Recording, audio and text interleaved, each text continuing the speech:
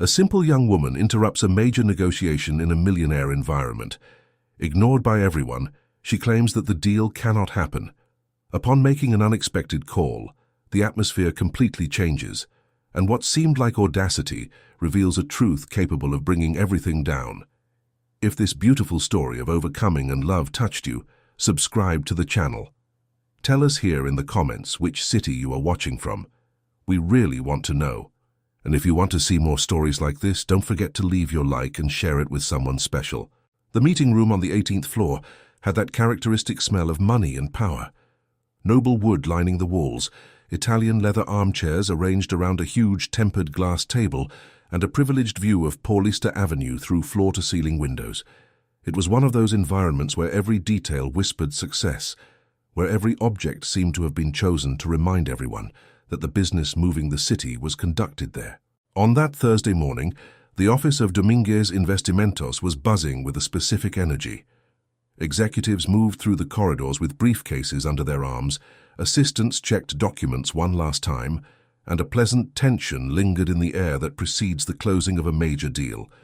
Rodrigo Dominguez, operations manager and one of the company's youngest partners, adjusted his Italian tie in front of the executive bathroom mirror. At 38 years old, he had built a solid reputation in the São Paulo real estate market. He knew exactly what to do to impress investors, how to conduct complex negotiations, and most importantly, how to close million-dollar contracts without leaving room for regrets. That day's business was special. It concerned the acquisition of a commercial plot of land in the south zone of São Paulo, an area that had been appreciating exponentially in recent years.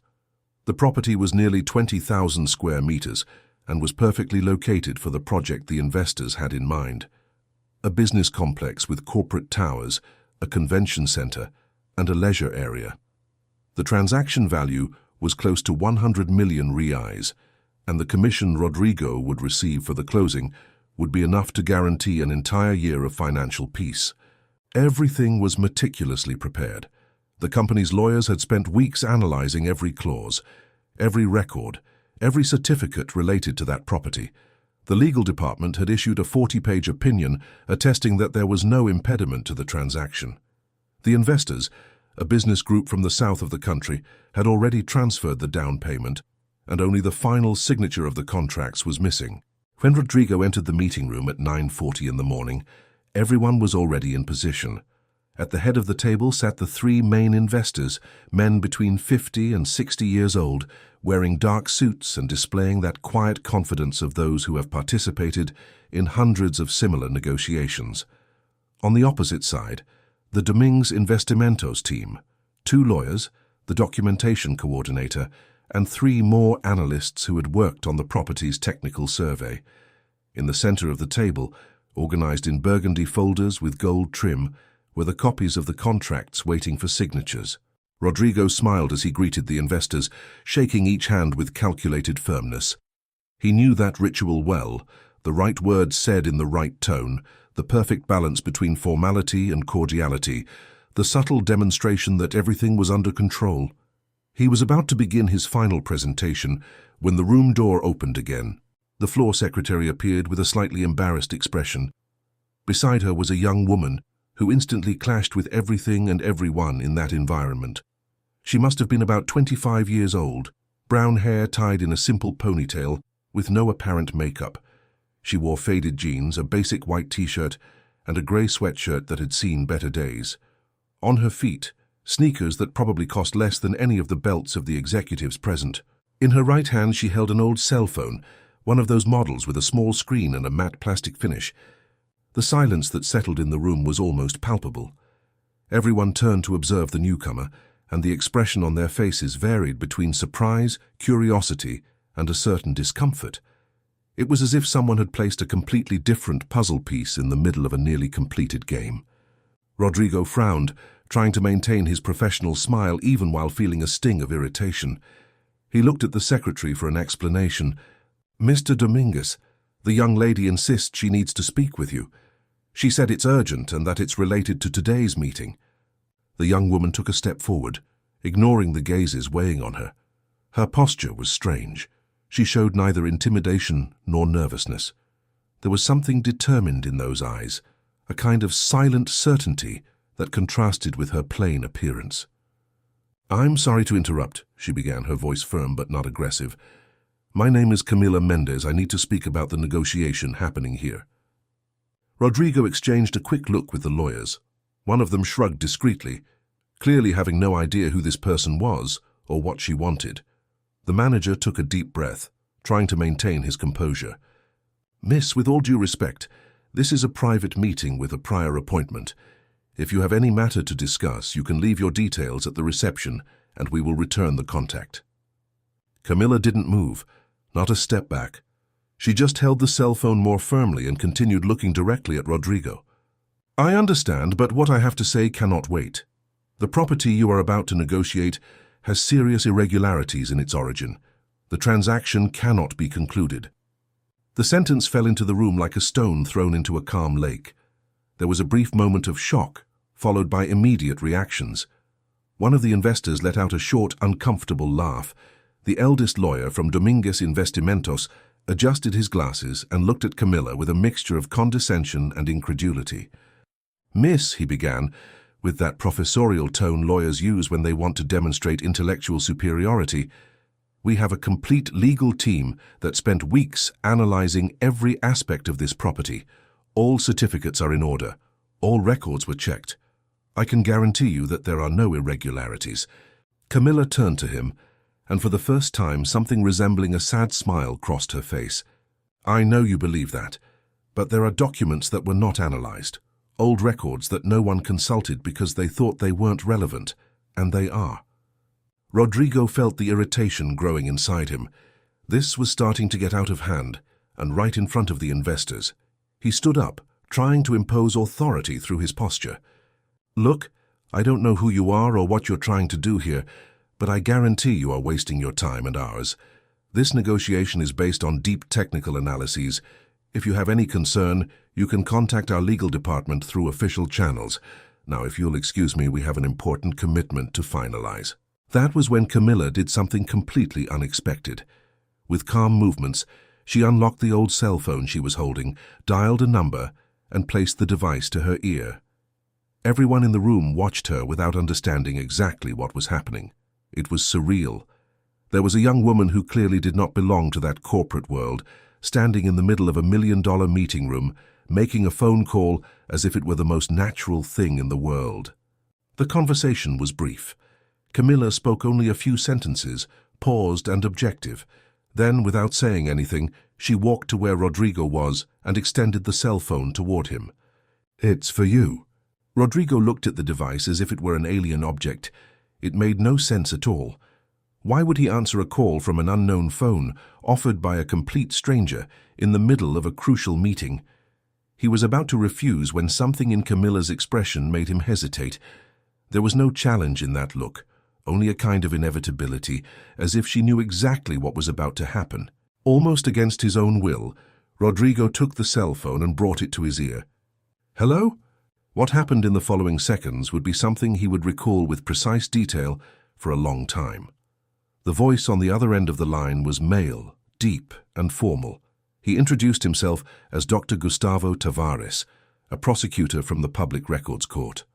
And then, with the characteristic objectivity of someone accustomed to dealing with complex legal matters, he explained that there was an investigation underway related to that specific property, that documents had been reopened for analysis, that serious irregularities were being investigated, and that, therefore, any transaction involving that property should be immediately suspended until the situation was completely clarified. Rodrigo felt the blood drain from his face. His hand holding the cell phone began to tremble slightly. He tried to formulate questions, to seek more detailed explanations, but the words seemed to have fled his mouth. On the other end, the prosecutor was polite but inflexible. He informed him that an official notification would be sent that same day and that he expected the company's full cooperation. Then he hung up. The silence that followed was sepulchral. Rodrigo stood still holding Camila's cell phone, his gaze lost on some indefinite point in front of him. Everyone in the room realized that something very serious had happened. The confidence that dominated the environment minutes before evaporated completely, giving way to a dense and uncomfortable tension. Camila extended her hand, and Rodrigo returned the cell phone mechanically, as if he were on autopilot. She put the device in her coat pocket and looked around the room, making eye contact with every person present. "I tried to warn you," she said in a voice that carried no triumph, only a kind of resigned exhaustion. One of the investors stood up abruptly, knocking his chair backward. His face was red with indignation and confusion. "What on earth is going on here? Rodrigo, what is this story?" But Rodrigo couldn't answer. His brain was working at maximum speed, trying to process what he had just heard, trying to understand how all of this was possible. Weeks of preparation, dozens of professionals involved, meticulous analyses, and now an unknown young woman appeared out of nowhere and destroyed everything with a single phone call. That was when Lucas Ferreira, one of the youngest legal analysts on the team, asked for leave and quickly left the room. No one paid much attention to him in that moment of chaos. Everyone was focused on trying to understand what that call meant, what the consequences would be, and how to proceed from there. Lucas went straight to his workstation on the floor below and turned on the computer with trembling hands. Something about that whole situation had left him deeply uneasy. He had been one of those responsible for the initial analysis of the property documents, and he was certain that everything was correct. But now a doubt began to grow in his mind. What if they had missed something? What if there were documents that were not consulted because they simply assumed they didn't exist? He opened the public record system and began to search. Not for the recent documents which had already been analyzed exhaustively, but for the old ones. For the records dating back decades, when that property was still in the hands of its original owners. Meanwhile, back in the meeting room, chaos had settled in for good. The investors demanded explanations. The lawyers tried to calm tempers while frantically checking their own cell phones for the official notification the prosecutor had mentioned. The documentation coordinator was on the phone, probably trying to speak with a superior to report the situation. And Camila remained there standing, watching everything with an expression that mixed sadness and determination. She knew that was just the beginning, that the coming hours would bring revelations that would completely change everyone's understanding of that negotiation, that the truth, kept for so long, would finally begin to emerge. Rodrigo finally managed to recover some of his composure. He sat down heavily in one of the chairs and looked at Camila with a mixture of anger and perplexity. "Who are you? What do you want?" Camila took a deep breath before answering. "I am someone who spent years trying to understand what happened to a property that should never have been lost. And now, finally, I have the answers." And it was at that moment that Rodrigo's phone rang. It was Lucas from the floor below, and what he had to say would make everything that had happened up to that point seem like just the tip of a much larger and much more complex iceberg than anyone in that room could have imagined. Lucas Ferreira was 29 years old and had been working at Dominguez Investimentos for just over 3 years. Unlike many colleagues who came from traditional families and expensive colleges, he had earned his position through a lot of effort and dedication. He studied law at a public university, worked throughout his degree to pay his expenses, and when he finally landed the job at the company, he vowed to himself that he would never be negligent with his responsibilities. Therefore, at that moment, sitting in front of the computer with his heart racing, he felt a mixture of fear and determination. If there really was something they missed, he needed to find out, not just for the company or the deal, but because his professional conscience would not allow him to simply ignore the possibility of an error. The public record system of the state of São Paulo is vast and complex. There are layers and more layers of documentation, some recently digitized, others still in physical format, kept in old notary offices. Lucas knew that the initial analysis of the property had focused on records from the last 20 years, which was the period considered relevant for most real estate transactions. But something about that call Camila had made, something in the certainty with which she spoke, made him think that perhaps it was necessary to go deeper. He began to go back in time. 25 years, 30 years, 35. The records became increasingly scarce and poorly organized. Many documents were just digitizations of papers, yellowed by time, with old handwriting and faded stamps. Lucas needed patience to decipher each entry, each note, each registered transfer. It was when he reached the records from 42 years ago that something caught his attention. There was a marginal note, almost erased in the digitization, that referred to a restrictive clause. Lucas enlarged the image, strained his eyes, and tried to read every word of that tiny and poorly preserved text. And then he found it. It was an old clause, established when the property was still part of a larger set of lands belonging to a company called Construtora Mendes e Filhos. The clause determined that, in the event of partial dissolution of the partnership or the sale of specific lots, the formal consent of all founding partners or their direct heirs would be required.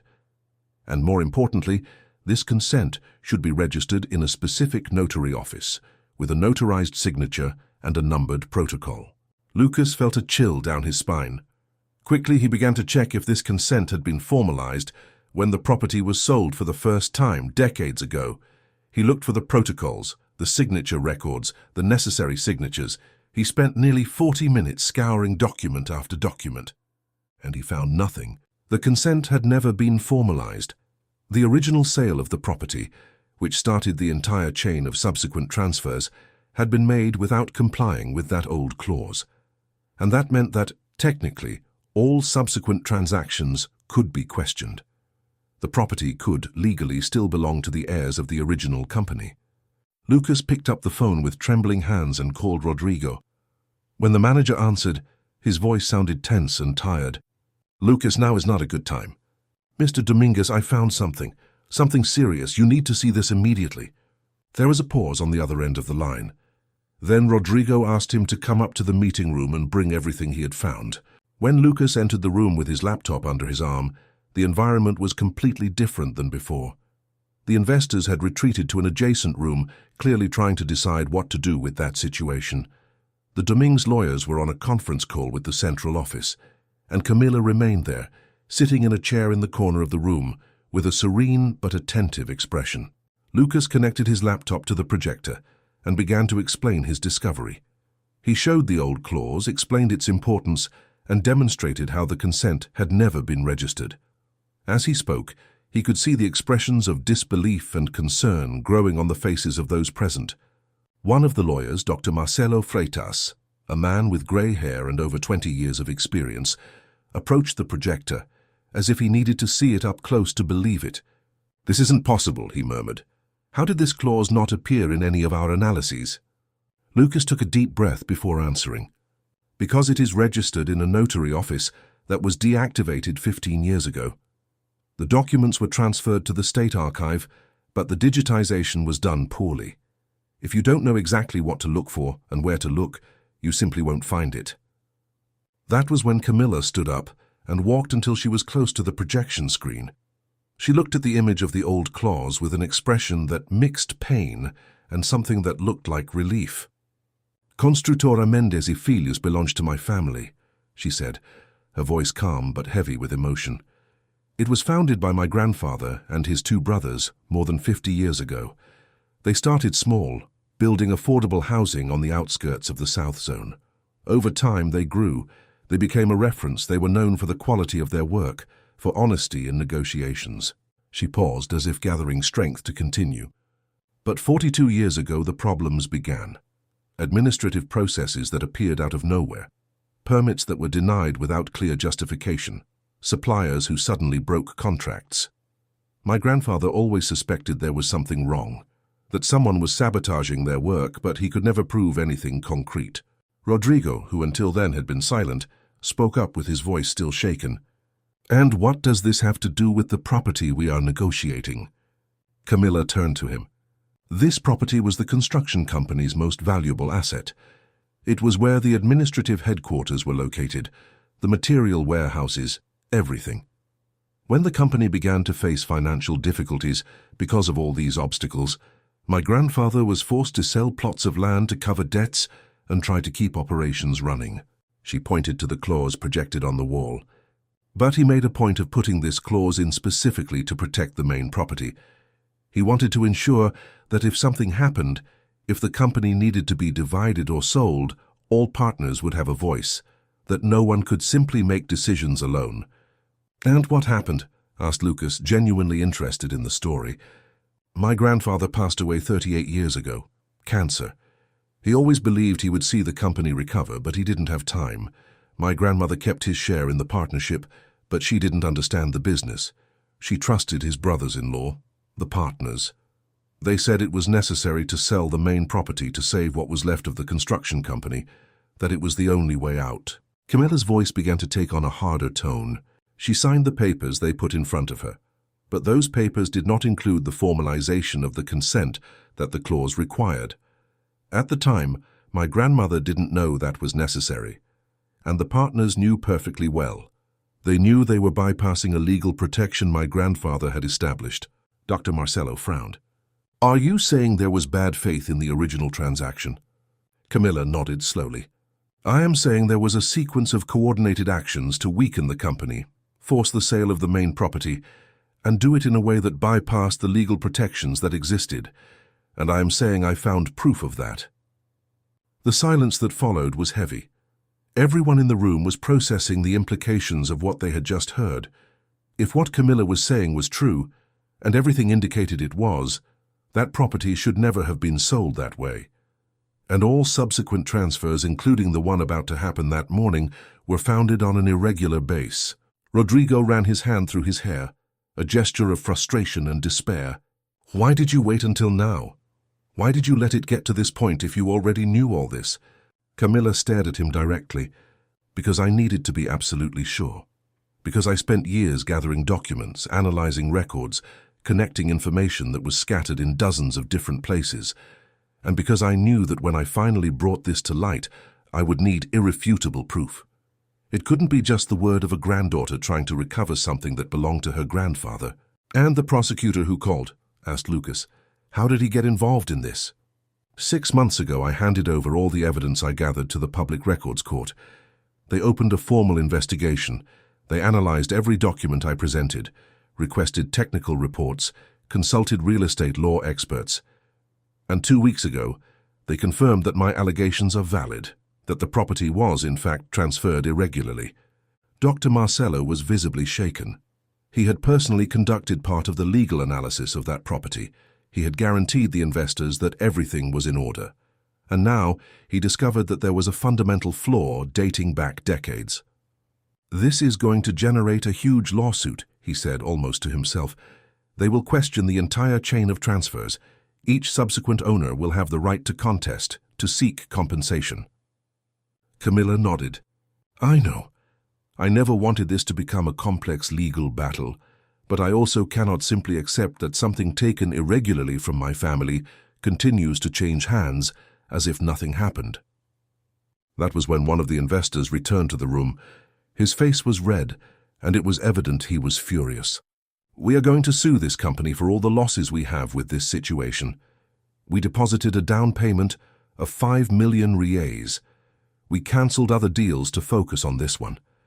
And now we find out you didn't do the necessary due diligence." Rodrigo tried to defend himself, but he knew there was no solid argument.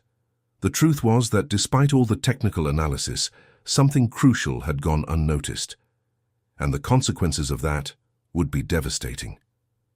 In the following hours, the meeting room turned into a crisis management center. Lawyers arrived and left, phones didn't stop ringing, and emails were exchanged frantically.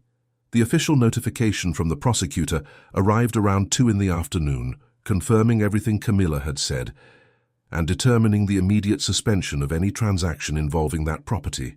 Camilla remained there during all that time, answering questions when asked, providing additional information when necessary. Lucas observed her with a mixture of admiration and curiosity. There was something impressive about the determination of that young woman, who clearly, without significant financial resources, had managed to build a case solid enough to paralyze a $1 million negotiation. When the room finally began to empty, it was past 6 in the evening. Rodrigo had left some time ago, probably for emergency meetings with the company's other partners. The investors had gone away, making explicit legal threats.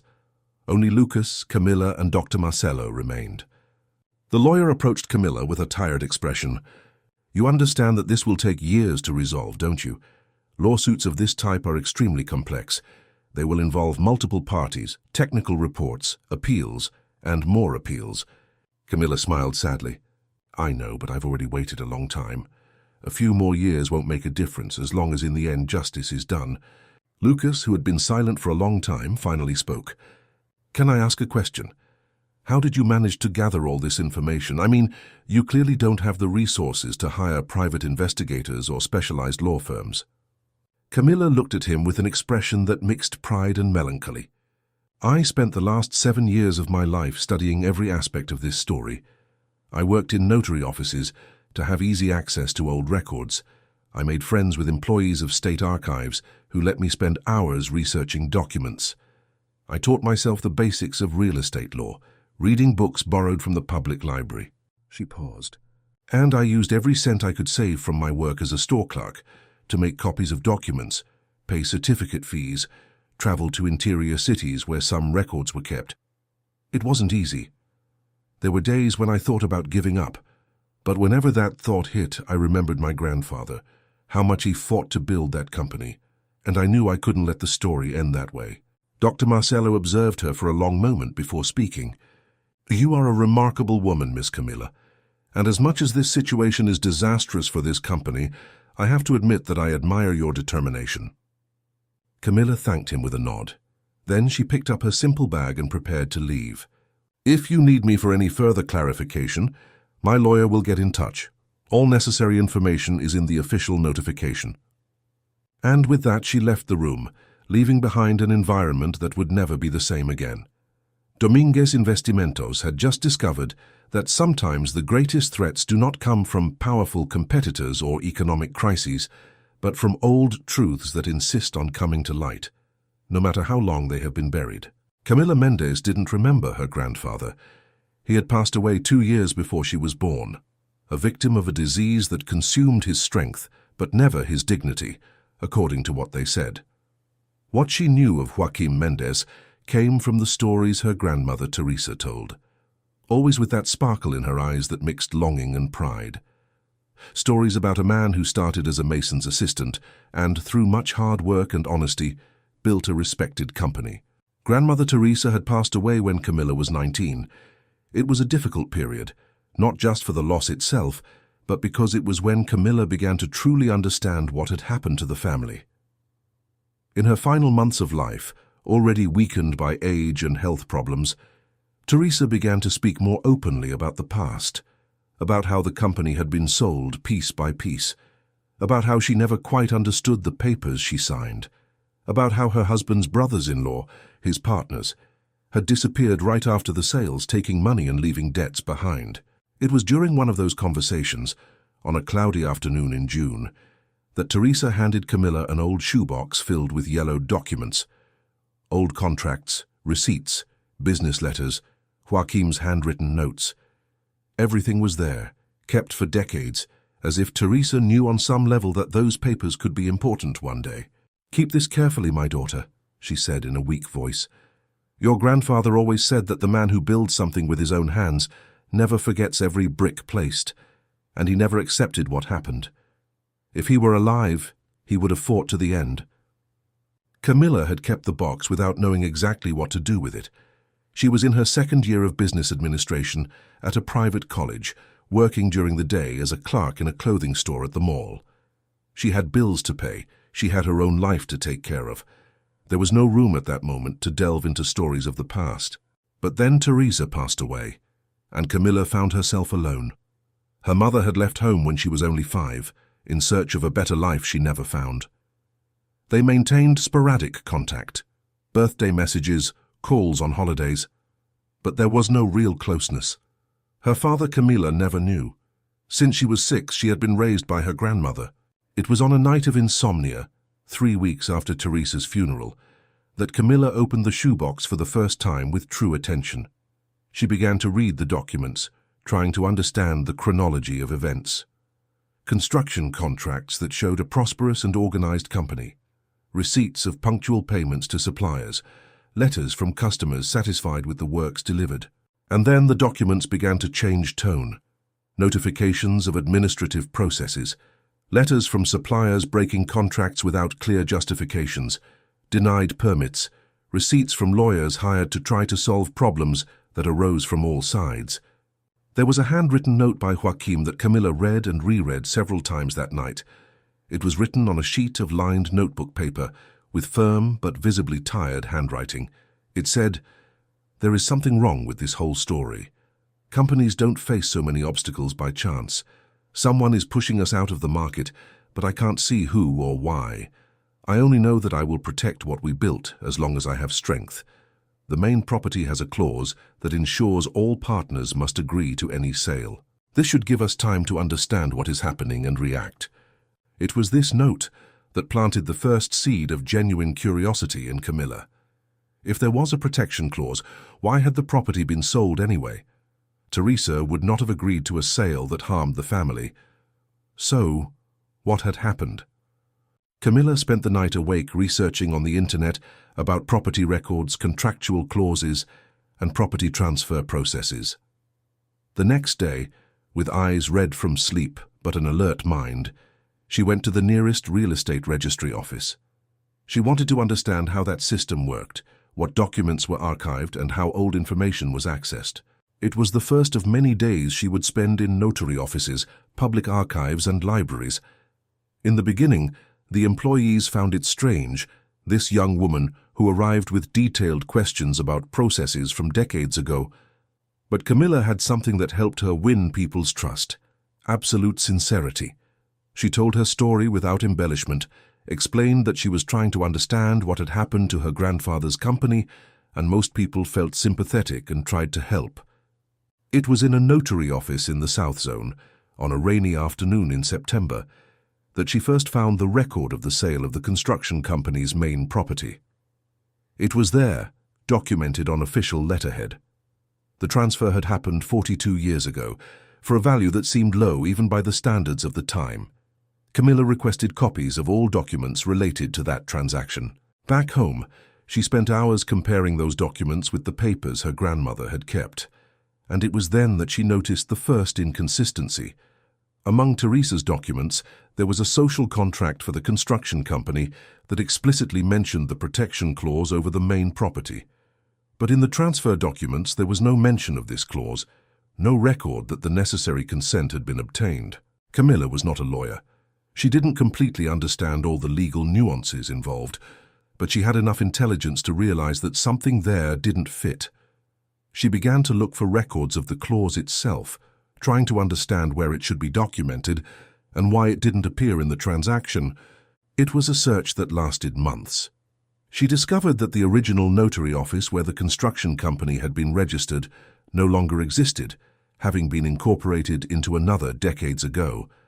The files had been transferred, reorganized, and many documents simply got lost in the process.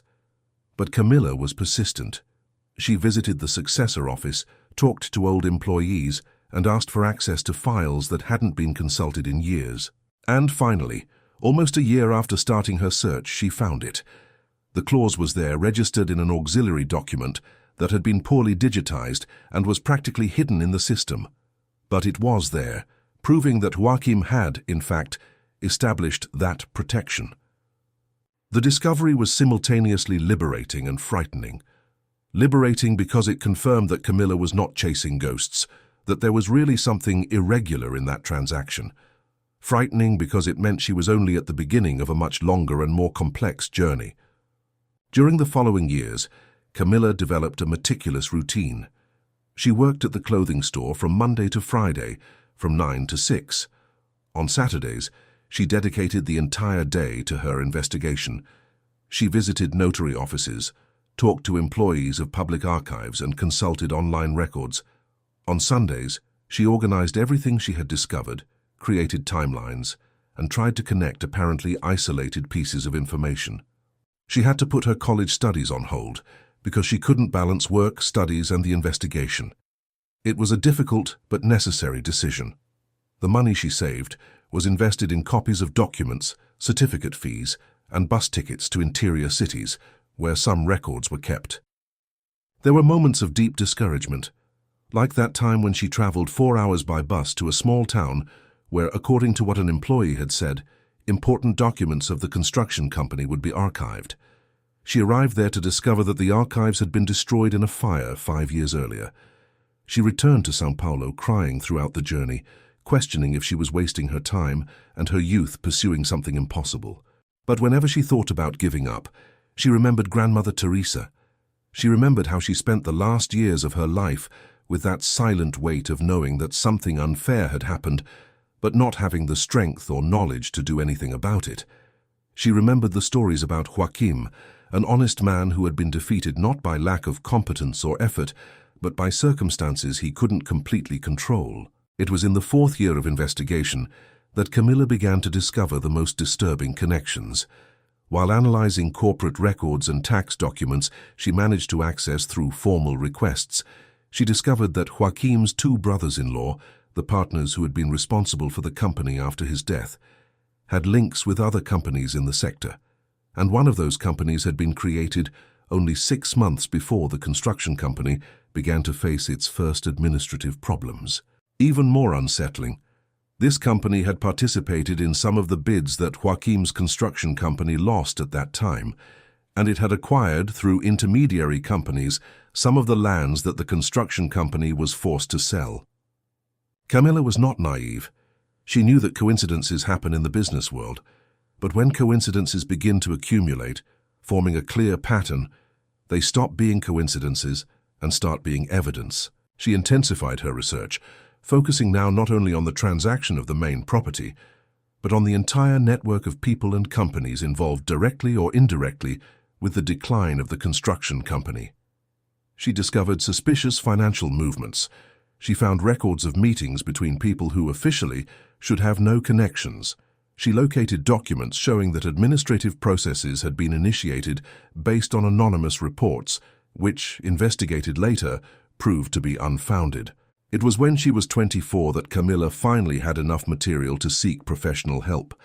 She didn't have money to hire a private lawyer, so she turned to the public defender's office. She presented all the material she had gathered, explained her discoveries, and laid out her suspicions. The public defender who attended her, an experienced man named Dr. Gustavo Tavares, was impressed with the work she had done. He admitted that he rarely saw anyone, especially without legal training, gather evidence in such a methodical and organized way. "This is enough material to open a formal investigation," he said. "But you need to understand that it will be a long process. We are talking about transactions from decades ago, involving multiple parties, some of whom are probably already deceased or without traceable assets." Camilla knew that, but she hadn't come this far to give up now. She authorized Dr. Gustavo to proceed with whatever was necessary, and he began the formal petition process for reopening the case with the Public Records Court. It took 6 months for the official investigation to be initiated, another 6 months for experts to analyze all the documents Camilla had gathered, and then, finally, the confirmation. Her allegations were valid. The property had been transferred irregularly. The protection clause had been violated, and this put into question the entire chain of subsequent transfers. It was Dr. Gustavo who suggested the strategy Camilla used that morning at Dominguez Investimentos. He knew that a new transaction was about to happen, as processes of this type are public and relatively easy to track for those who know where to look. And he knew that if they let the transaction be concluded, the reversal process would become even more complex. "It would be more effective if you appeared in person," he said.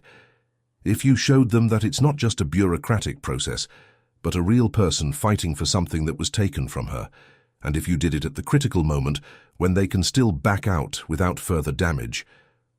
Camilla was afraid. She had never been in a corporate environment like that. She didn't feel comfortable among executives and lawyers, but she agreed because she knew Dr. Gustavo was right. Sometimes, putting a human face on a legal issue makes all the difference. And that was how she found herself in that meeting room, facing suspicious looks and arrogant voices, but secure in the knowledge that she had the truth and the law on her side. The call to Dr. Gustavo had been previously arranged. He was prepared to explain the situation officially, using the authority of his position to give weight to Camilla's words. When she left the Dominguez Investimentos building that afternoon, the sun was already setting, tinting the sky orange and pink. Camilla stopped on the sidewalk, looked up, and allowed herself to feel, for the first time in a long time, a little bit of pride. 7 years of silent work had finally materialized into something concrete. The truth was emerging.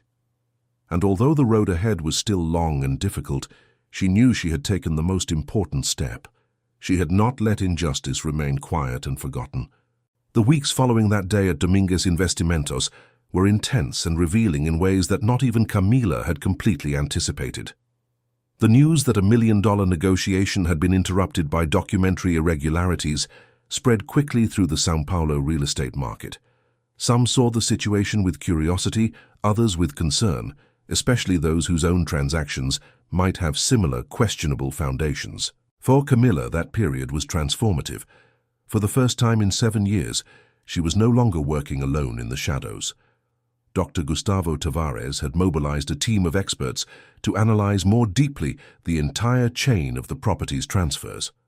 Forensic auditors were hired to examine the financial movements related to the original sale, and investigators specialized in documentary fraud began to review every paper, every signature, every stamp related to the case.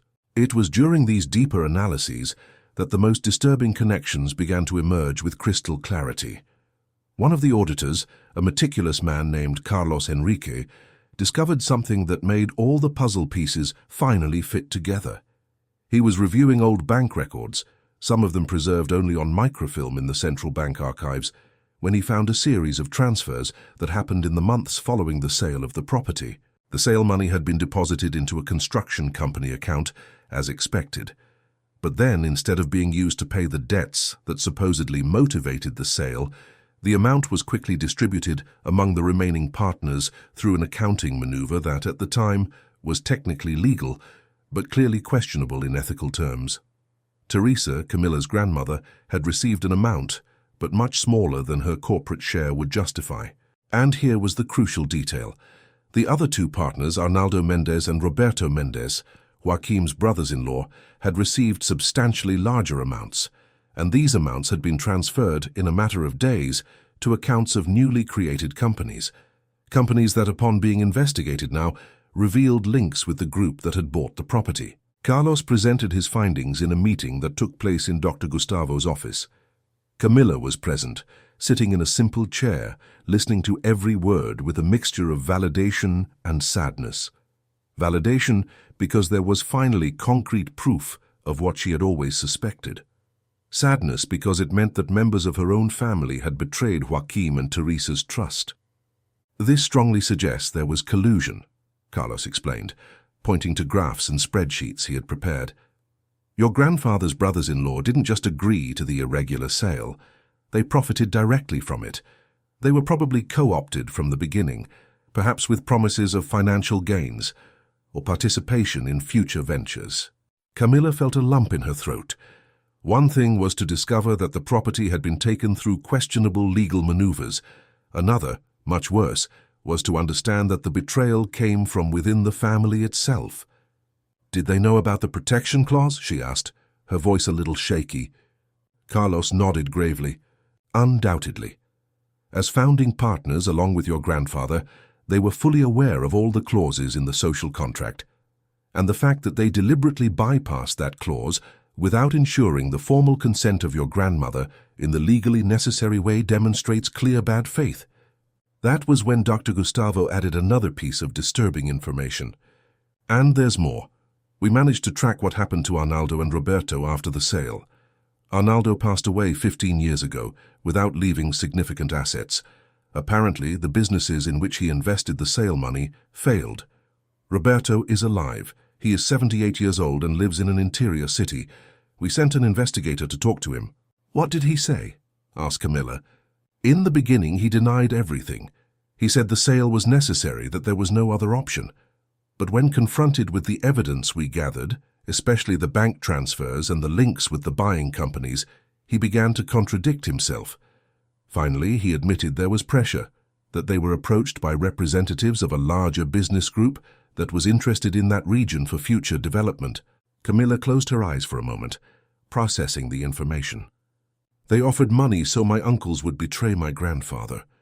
Essentially, yes, confirmed Dr. Gustavo, and your uncles accepted, probably because they were scared of the construction company's financial difficulties and saw an easy way out. It doesn't justify it, but it contextualizes it. In the following weeks, more details were discovered. One of the experts found records of meetings that had taken place between representatives of the buying group and the construction company partners months before the sale. These meetings were not officially documented anywhere, but they left indirect traces: hotel room reservations, restaurant receipts where the encounters happened, even phone call records from a time when operators still kept such data. It became clear that it had been a carefully orchestrated operation.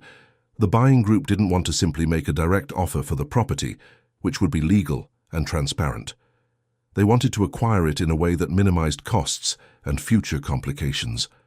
To do this, they needed the construction company to be weakened and willing to sell at low prices, and they needed to bypass the protection clause Joachim had established. The strategy was multifaceted. First, they created administrative obstacles for the construction company. Some of the processes that made it difficult to obtain permits had been initiated based on anonymous reports which, investigated now, showed they had come from companies linked to the same group. Then, through intermediary companies, they began to pressure suppliers to break contracts with the construction company, offering better conditions if they did business exclusively with other companies in the sector. And finally, when the construction company was already sufficiently weakened, they made the direct approach to the partners. To Arnaldo and Roberto, they offered financial compensation. To Teresa, a recent widow and little familiarized with the business, they presented the situation as inevitable, as the only way to save something of the assets Joachim had built. It was a calculated and unscrupulous manipulation, commented Dr. Gustavo, while reviewing the compiled documents. And the worst part is that, at the time, many of these practices were in a gray area of legality. They were not explicitly criminal, but they were deeply unethical. As the investigations progressed, something unexpected happened. Lucas Ferreira, the analyst from Dominguez Investimentos, who had found the old clause on that crucial day, contacted Camilla. He asked to talk in person, and they arranged a meeting at a cafeteria near the Paulista subway station. Lucas arrived at the place looking visibly uncomfortable. He ordered a coffee and sat in silence for a few moments before finally starting to speak. "I need to tell you something," he said.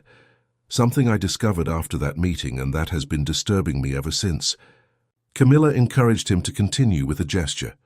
"After you left, I continued researching, not because the company asked, but because I needed to understand. And I discovered that my father, who was also a lawyer and worked in the real estate market for decades, was involved in one of the intermediary transactions of this property."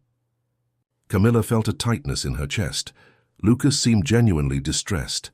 "It was 25 years ago," he continued. "My father worked for an office that represented one of the companies that bought and resold the property. I found his documents, kept in boxes in the office he maintained at home before passing away. And in those documents there are marginal notes, questions he asked himself about the origin of the property, about the lack of certain records that should have been present."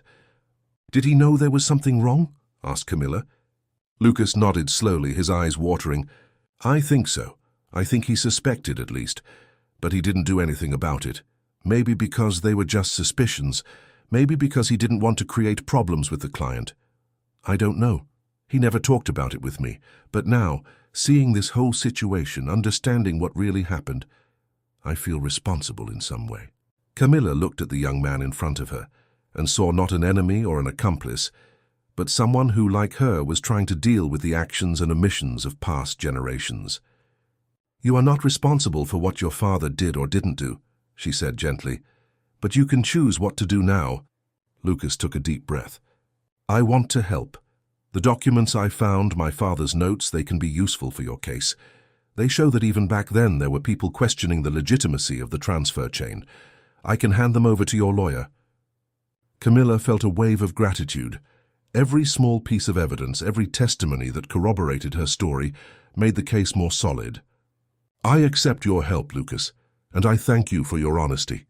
They talked for another hour.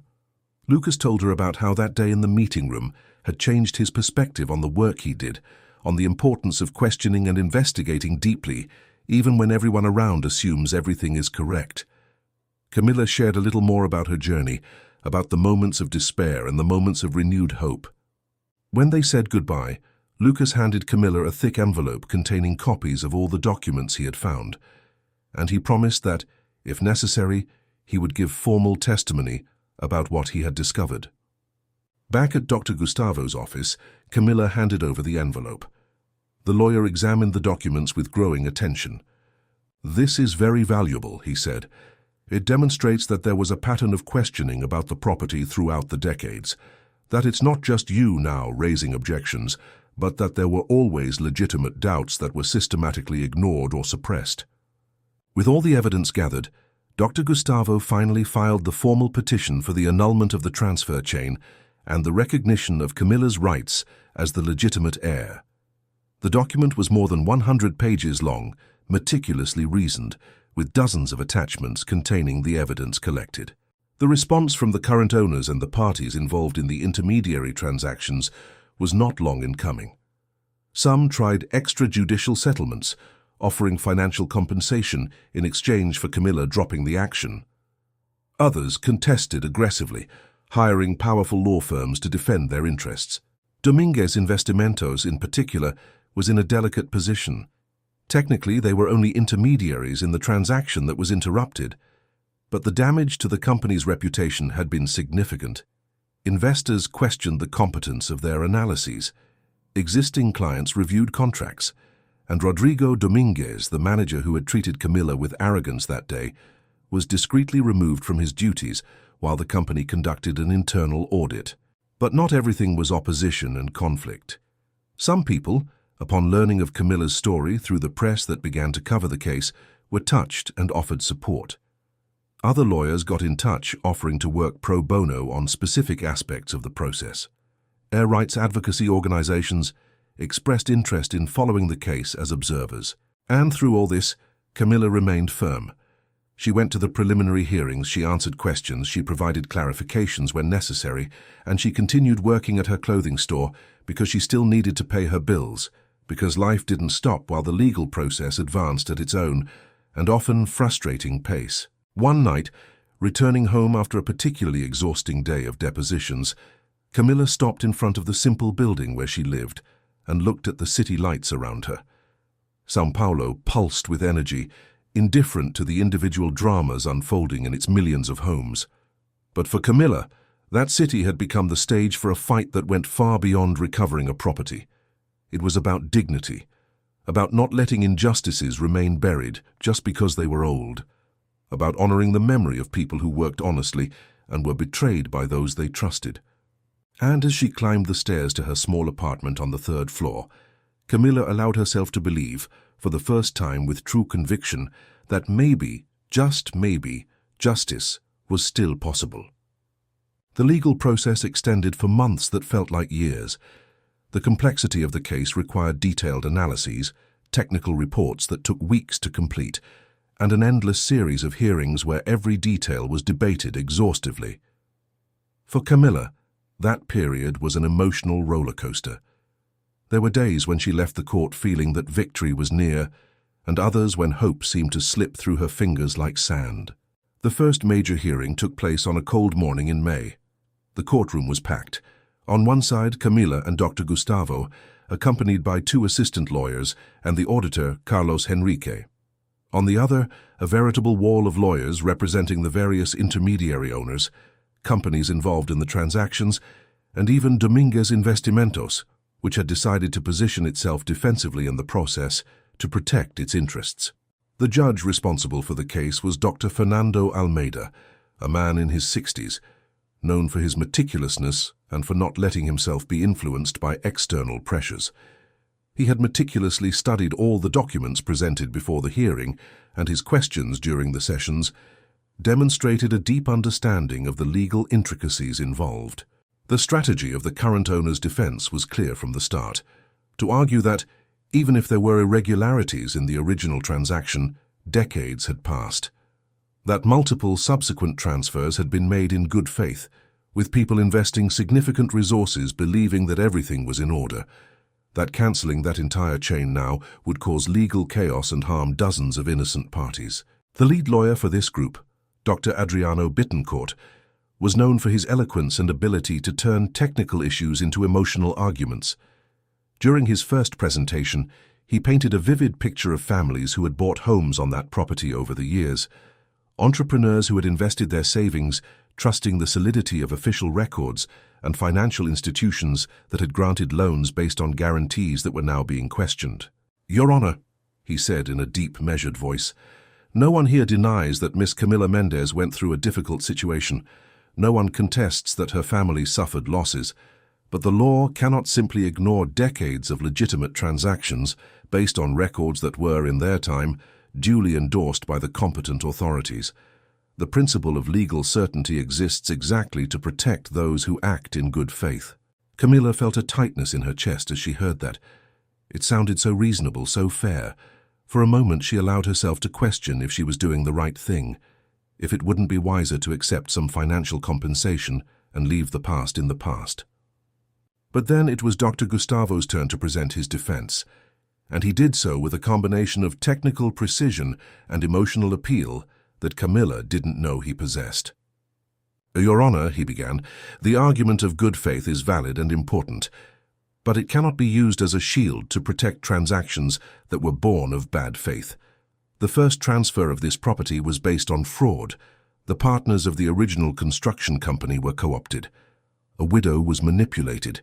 A protection clause established specifically to prevent this type of situation was deliberately ignored." He paused, allowing his words to resonate in the room. "If we allow this chain of transfers to remain valid simply because time has passed, we will be saying that frauds can be legitimized by the passage of years. We will be setting a dangerous precedent. Steal something, wait long enough, and eventually it will legally become yours."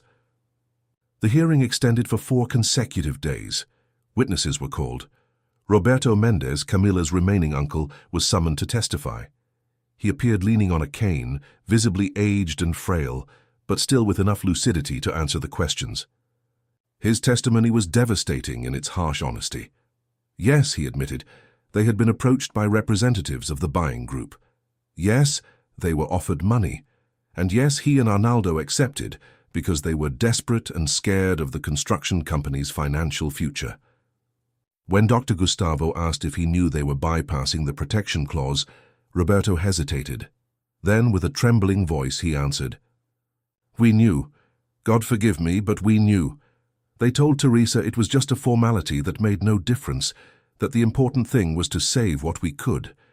But I knew Joaquim had put that clause in specifically to prevent something like this from happening." There was a heavy silence in the court. Camila, sitting behind the lawyer's table, felt tears running silently down her face. Hearing that confession, coming from the mouth of her own uncle, validated everything she had fought to prove, but it also hurt in a way she hadn't completely anticipated. Judge Almeida looked at Roberto with an expression that mixed severity and something that could be compassion. "Do you understand the gravity of what you are admitting here?" Roberto nodded with tears in his own eyes. "I understand, Your Honor, and I have carried this weight for decades. I thought I was doing the best at the time, but in reality, I was betraying the trust of my brother-in-law, a man who always treated me like a brother." After Roberto's testimony, the defense of the current owners tried to argue that this didn't change the fact that subsequent transactions had been made in good faith. But Dr. Gustavo counter-argued by presenting evidence that several of the intermediary companies that participated in the transfer chain had direct or indirect links with the group that had originally bought the property. They weren't all independent and good-faith transactions. Many were part of the same coordinated operation. Lucas Ferreira was also called to testify. He presented the documents he had found among his father's papers and explained the marginal notes that suggested that even back then there were questions about the legitimacy of the property. "I grew up admiring my father as an upright professional," Lucas said during his testimony, "and I believe he was. But I think he found himself in a situation where questioning the client could cost him his job, his reputation. So he noted his doubts in the documents themselves, perhaps as a way of recording his conscience, but he didn't act on them. And that makes me reflect on how many other people over these decades saw signs of irregularity, but chose to look the other way. The technical reports presented during the process were equally revealing. Experts in real estate documentation demonstrated that the absence of the formal registration of the consent required by the clause was a serious flaw that compromised the entire original transaction. Public records experts confirmed that the documents should have been checked more rigorously in each subsequent transfer, but that systemic failures in the record system allowed the irregularity to go unnoticed for decades. There were moments of great tension during the hearings. In one of them, one of the defense lawyers tried to question Camilla's motivation, suggesting she was only interested in profiting financially from the property. Dr. Gustavo stood up immediately, clearly indignant. "My client spent 7 years of her life working in modest jobs, while dedicating every free hour and every cent she could save to investigate this situation. She could have accepted one of several extrajudicial settlements that were offered throughout this process. But she didn't. Because for her, this was never about money. It was about justice. It was about honoring the memory of a grandfather who built something with honesty and saw it taken through betrayal." Judge Almeida intervened before the situation escalated further. "Gentlemen, keep the focus on the legal aspects of the case. The personal motivations of the plaintiff are not relevant to the central legal question."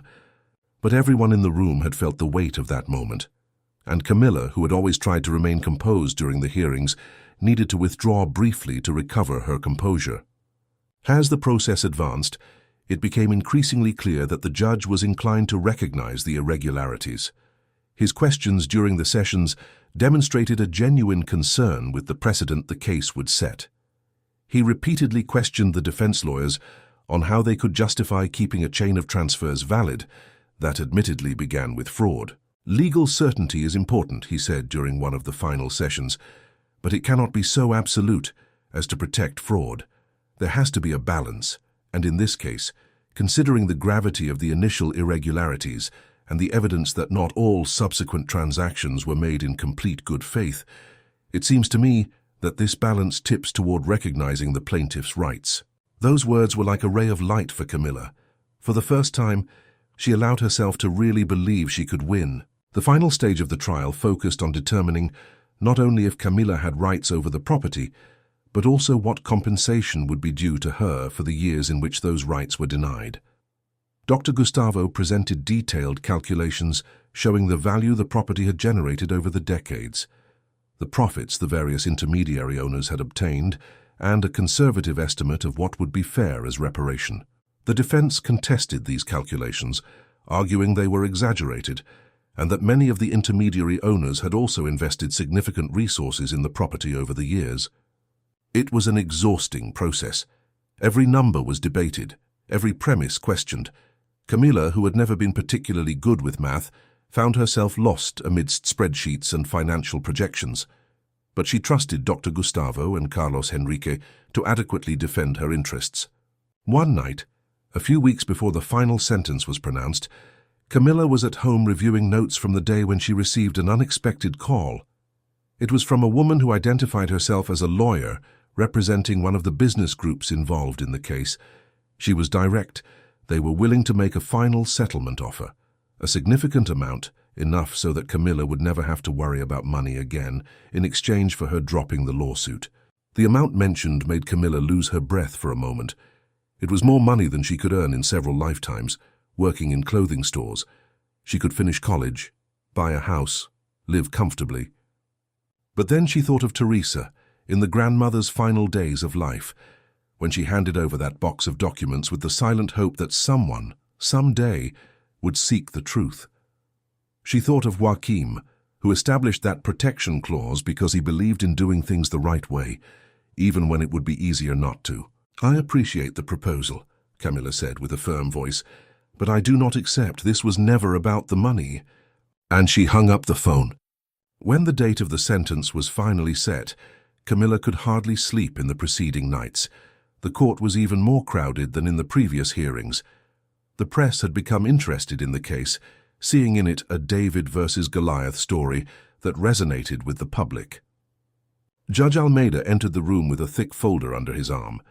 His expression was serious, but revealed nothing about the content of the decision he was about to read. He sat down, adjusted his glasses, and began. The sentence lasted almost an hour.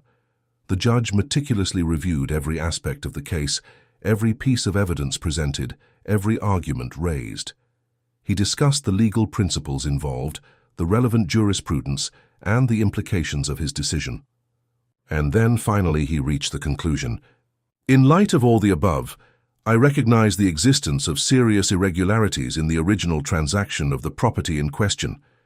I recognize that there was a violation of the protection clause established by the founding partners of Construtora Mendes y Filhos. I recognize that this violation compromises the validity of the entire subsequent chain of transfers, and I recognize the rights of Camila Mendes as the legitimate heir of Joaquim Mendes over the property in dispute. Camila felt her legs weaken. Dr. Gustavo held her arm, supporting her, while tears of relief and gratitude ran freely down her face. The judge continued, establishing the terms for the return of the property, determining financial compensation for the years of deprivation of those rights, and setting deadlines for the parties to implement the decision. He also recognized that some of the intermediary owners had acted in good faith and established mechanisms so they could seek reimbursement from those responsible for the original irregularities. When he finally finished reading, Judge Almeida looked directly at Camila. Miss Mendes, I rarely see anyone demonstrate the persistence and dedication that you demonstrated in this case. May your victory serve as an example that justice, though sometimes slow, is still possible. And with that he struck the gavel, officially closing the trial. Outside the court, Camila was surrounded by journalists wanting statements, by supporters offering congratulations, and by lawyers discussing the next steps. But in the middle of all that confusion, she just wanted a moment of silence to process what had just happened. Years of struggle, of sacrifices, of sleepless nights and days of uncertainty. And finally, the truth had prevailed. Justice had been done. And the silent promise she had made to Grandmother Teresa of not letting the story end that way had been fulfilled. 6 months after the final sentence, Camila was standing on the same land that had been the center of so many years of struggle. But now, for the first time, she was there not as an intruder or a person questioning others' rights, but as the legitimate owner. The feeling was surreal and deeply emotional. The property had changed a lot since the times of Construtora Mendes y Filhos. The old warehouses where her grandfather kept construction materials no longer existed. The administrative headquarters had been demolished decades ago. What remained was an empty lot, with some traces of old foundations and a lot of overgrown weeds. But for Camila, that space was sacred. Every square meter carried the memory of a man she never met personally, but who deeply influenced the course of her life. In the months following the victory in court, Camila had to make important decisions. The financial compensation she had received was substantial. She could sell the property, invest the money, and live comfortably for the rest of her life without ever worrying about work again. Several purchase offers arrived, some of them for values that made her head spin. But whenever she considered accepting one of those offers, she felt a discomfort in her chest. She hadn't fought for so many years just to turn that into personal profit. There had to be a higher purpose, something that honored not only Joaquim's memory, but also helped other people who might be going through similar situations. It was during a conversation with Lucas Ferreira that the idea began to take shape. They had become friends throughout the process, united by shared experience and the mutual respect they developed. Lucas had left Dominguez Investimentos, partly because the company never fully recovered from the scandal, and partly because he himself wanted to do something different with his career. "What if we turned this into a support center?" suggested Lucas during a coffee on a Sunday afternoon. "A place where small business owners, entrepreneurs, people who are trying to build something can find technical and legal support." Camila looked at him with growing interest. "What do you mean?" Lucas leaned forward, clearly excited about the idea he was formulating. "Think about it. How many people out there are being deceived in real estate transactions, in poorly made contracts, in situations where they don't have the resources to hire expensive lawyers or perform adequate technical analyses. We could offer accessible consulting.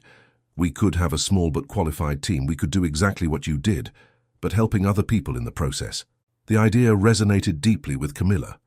It was perfect, to transform her own experience of struggle into something that benefited others. To create, from the pain and injustice her family suffered, a protection tool so that fewer people would go through the same. She talked to Dr. Gustavo about the legal and structural feasibility of the project. The lawyer, who had become much more than a legal representative throughout those years, was enthusiastic about the proposal. "It is a noble and necessary idea," he said, "and I can help structure it in a way that is sustainable. We can establish a foundation, seek partnerships with universities so that law students can do internships here and create training programs." Carlos Henrique, the forensic auditor who had been crucial in discovering the irregularities, also joined the project. He saw in it an opportunity to use his skills for something with direct social impact. During the following months, the project took shape.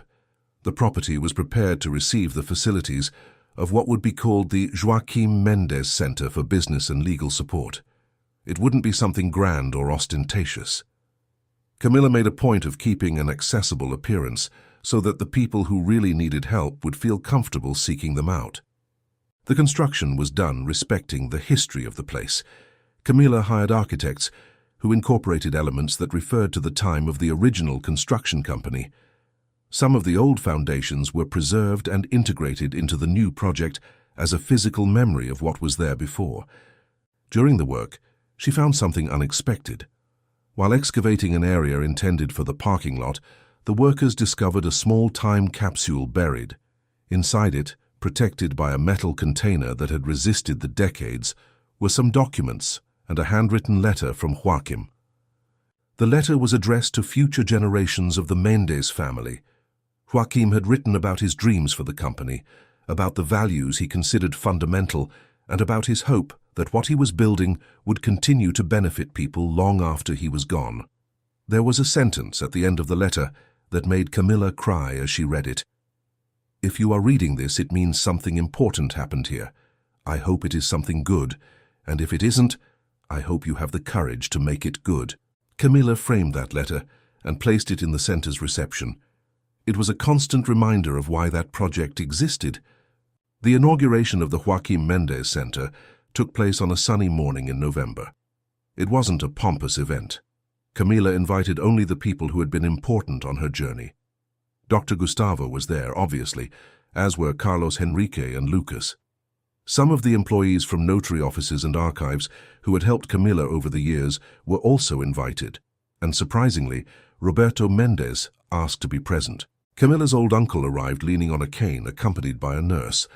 He seemed even more fragile than when he had testified in court, but his eyes had a renewed clarity.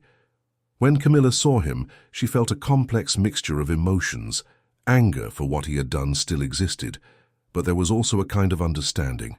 Roberto was a man who had made serious mistakes and lived with the weight of them for decades. They talked briefly before the inauguration ceremony. "I don't deserve to be here," Roberto said in a weak voice. "I don't deserve to see what you built from what I helped destroy." Camilla looked at him for a long moment before answering. "Maybe you don't, but you are here anyway. Because despite everything, you are family, and because your presence serves as a reminder that people make mistakes, but they can also try to make peace with them." Roberto nodded with tears in his eyes and said nothing more. But his presence there, witnessing the transformation of something he had helped lose into something that would now help others, seemed to be a form of silent redemption. During the ceremony, Camilla gave a brief and emotional speech. She spoke about Joaquim and Teresa, about the journey that had brought her there, and about the importance of not giving up when you believe in something. And she announced that the center would offer free services or services at symbolic prices for small entrepreneurs, with a special focus on cases where there was suspicion of irregularities or manipulations. Lucas Ferreira was appointed technical coordinator of the center. His experience in document analysis and real estate records would be fundamental. Dr. Gustavo agreed to serve as a legal consultant, dedicating a few hours a week to guide the team, and Carlos Henrique established a training program in forensic auditing for volunteers who wanted to learn to identify financial irregularities. In the first months of operation, the center handled dozens of cases. Some were complex like Camilla's, involving old frauds and questionable transfer chains. Others were simpler, but no less important for the people involved: poorly drafted contracts, abusive clauses, incomplete documentation that could cause future problems. Every case resolved brought deep satisfaction to Camilla. Seeing other people avoiding traps, recovering rights, and protecting their assets made all those years of struggle even more worth it. There was one case in particular that touched her especially. A young woman, not much older than Camilla, sought out the center with a complicated situation involving the property left by her parents. She had been deceived by distant relatives who manipulated documents to take control of the property. The story echoed so much with Camilla's own experience that she became personally involved in the case. Lucas and the legal team worked tirelessly, and in a matter of months they managed to reverse the situation. The woman recovered the property, and when she came to thank them, she brought a handwritten letter where she said that Camilla had saved not only her assets, but her faith that there were still good people willing to help. That letter joined several others that Camilla began to receive. Stories of people who found in the center the help they needed when they had nowhere else to turn. Thanks from families who avoided losing what they had built with so much effort. A year after the inauguration, Camilla was in the center's office reviewing some documents when Lucas knocked on the door. "There's someone here who wants to speak with you." It was a journalist from a major media outlet who was doing a report on social impact initiatives in São Paulo. She wanted to interview Camilla about the center and about her story. During the interview, the journalist asked a question that Camilla had already asked herself many times. "Looking back, do you think it was worth it? All those years of struggle, all the sacrifices?" Camilla thought carefully before answering. "There were moments when I thought it wasn't. Moments when I was exhausted, without money, without hope. But now, seeing what we built here, seeing the people we are helping, I understand that those years were not just about recovering a property. They were about learning persistence, about developing empathy for others facing injustice, and about discovering that one person alone, even without resources, can make a difference if they have enough determination." The report was published a few weeks later and brought even more visibility to the center. Donations began to arrive, allowing services to expand. Universities expressed interest in partnerships, and most importantly, more people who needed help knew there was a place where they could find it. On a quiet night, already late, Camilla was alone in the center organizing files when she realized she was smiling. That feeling of purpose, of doing something that really mattered, was infinitely more valuable than all the money she could have earned selling the property. She thought of Teresa and imagined that her grandmother would be proud. She thought of Joaquim, whom she never knew, but whose presence she felt there in that space that carried his name. And for the first time since it all began, Camilla allowed herself to feel complete peace. The journey had not ended. There were still cases to resolve, people to help, battles to fight, but now she was no longer alone. She had a team, a structure, a clear purpose, and above all, she had the certainty that she had transformed pain into healing, injustice into justice, and loss into legacy, into... Outside, the city continued its frenetic pace, indifferent to individual dramas. But inside that center, in every document analyzed, in every person welcomed, in every right defended, Camilla's story and her family's story continued alive and relevant. Not as a story of loss, but as a story of reconstruction. Not as a story of victimization, but as a story of resistance and transformation.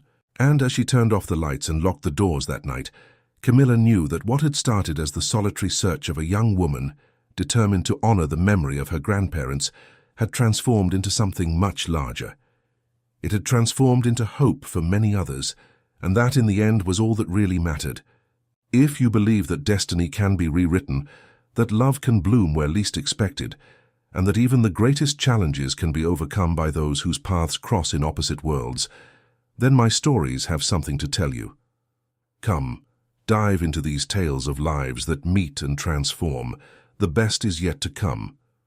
And who knows, you might find yourself in one of